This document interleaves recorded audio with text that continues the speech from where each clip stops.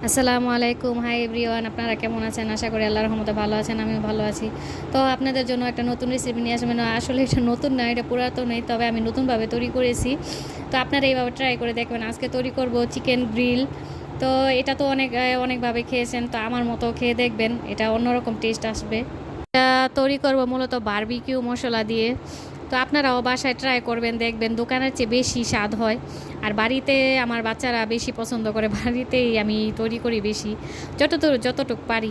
কথায় কথায় দিয়ে দিলাম মরিচের গুঁড়া, তারপর সয়া সস, টমেটো সস, একটু টক দই, তারপরে বারবিকিউ মশলা, চিলি সস, তারপরে সামান্য একটু গোলমরিচের গুঁড়া, একটু টেস্টি সল্ট, তারপরে দিলাম এই তো সিরকা, ওই যেটা বলে মানে আমি লেবুর রস দিন, আপনারা চাইলে লেবুর রস দিতে পারেন।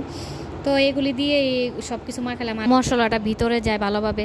আমি 5 ঘন্টার মতো মেরিনেট করে রাখছিলাম। আপনারা চাইলে অন্ততপক্ষে আধা ঘন্টা হইলেও আপনারা এটা মেরিনেট করে রাখবেন।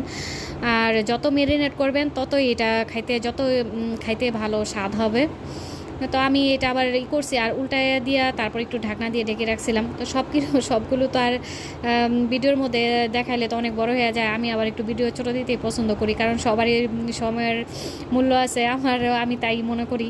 তো একটা ধৈর্যেরও একটা সময়, আমি যতটুকু পারি শর্টকাটে আপনাদের মানে উপস্থাপনা করতে উপস্থাপনা করি আপনাদের কাছে। তো আমার ভিডিওটি কেমন লাগে আমাকে সামনে এগিয়ে যেতে উৎসাহ দিবেন, যাতে আমি সামনে আরও ভালো ভালো ভিডিও করতে পারি। আর এই তো একে একে হয়ে গেছে, একে একে একটা করে নামিয়ে ফেলতেছি। তারপরে আবার বাকিগুলো যেগুলো রয়ে গেছে, তারপরে আবার এগুলি দিয়ে দিব। এই যে বাকিগুলো দিয়ে দিলাম। তো এখানে এই তো হয়ে গেছে।